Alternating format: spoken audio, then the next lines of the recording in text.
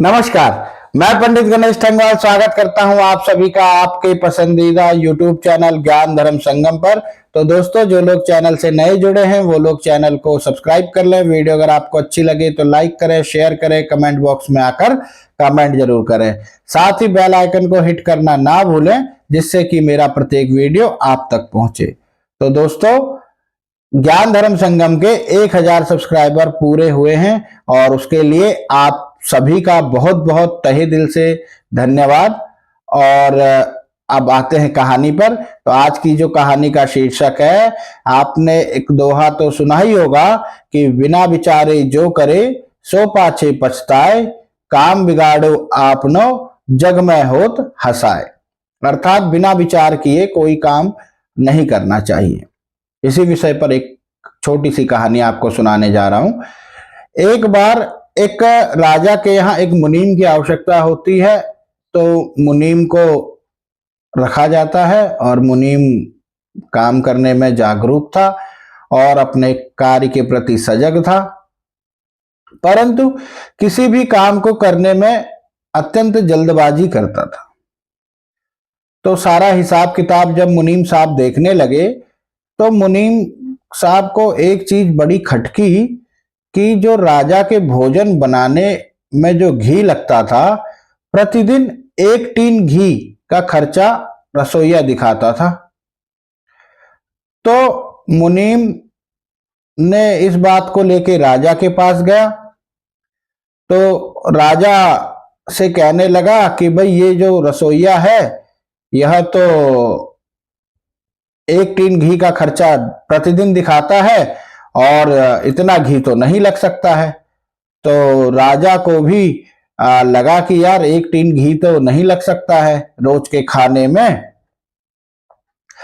तो वह राजा ने अपने मंत्रियों को तुरंत ही और वहां पर भेजा रसोई घर में, और रसोइये से पूछा गया कि भाई, राजा जी के लिए जो खाना बनता है उसमें प्रतिदिन कितना घी लगता है। तो रसोइया बोला कि महाराज 1 टीन घी का पूरा लग जाता है।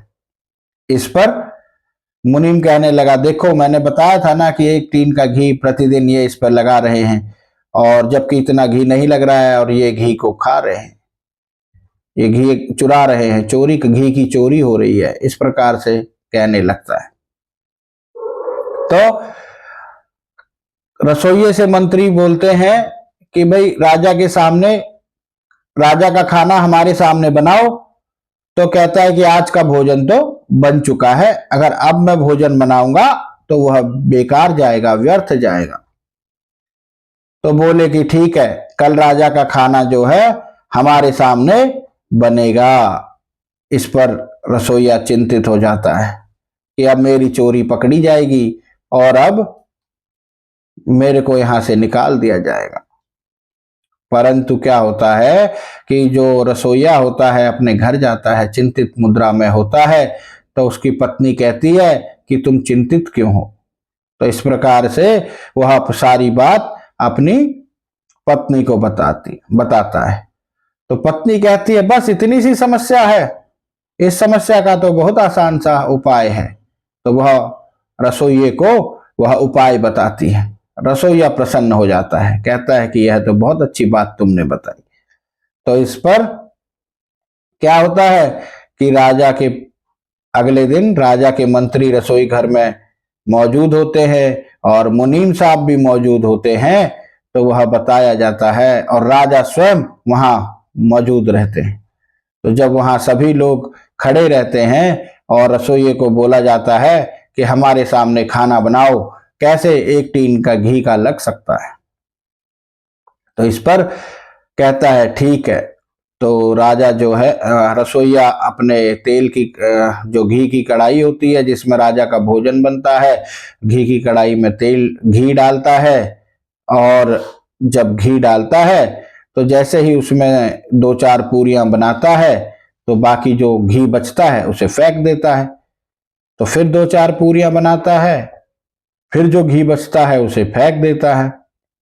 इस प्रकार से मुनीम कहता है, देखो देखो कितना घी बर्बाद यह कर रहा है, इतना घी बर्बाद करने की क्या आवश्यकता है। मंत्री लोग भी सभी यही कहते हैं। राजा भी पूछते हैं, हाँ भाई ये इतना घी क्यों तुम बर्बाद कर रहे हो? तो इस पर जो हलवाई जो रसोइया होता है वह कहने लगता है कि राजन, आप भी किन लोगों के चक्कर में पड़ रहे हैं? यह जो मुनीम है यह तो मुझे किसी दूसरे राजा द्वारा भेजा गया कोई आपका शत्रु लगता है। राजा बोलता है, क्यों, इसमें शत्रुता की क्या बात है?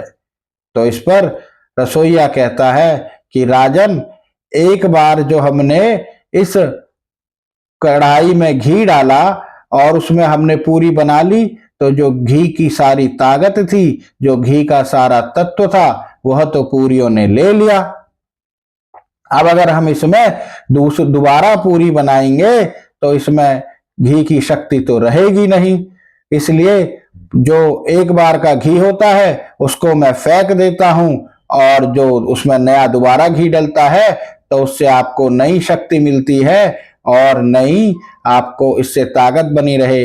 अगर आप कहें तो मैं कल से एक ही बार के घी में सारी पूरियां बना दूं, पर उससे जो है आप कमजोर हो जाएंगे।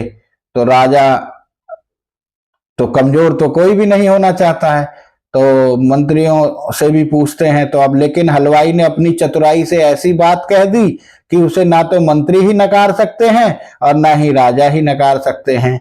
उल्टा जो मुनीम होता है उसको डांट पड़ती है कि ऐसा तुमने क्यों उसके बारे में, जब आपको पूरी तरह से बात नहीं पता थी तो आपने क्यों ऐसा इल्जाम जो है रसोइये पर लगाया?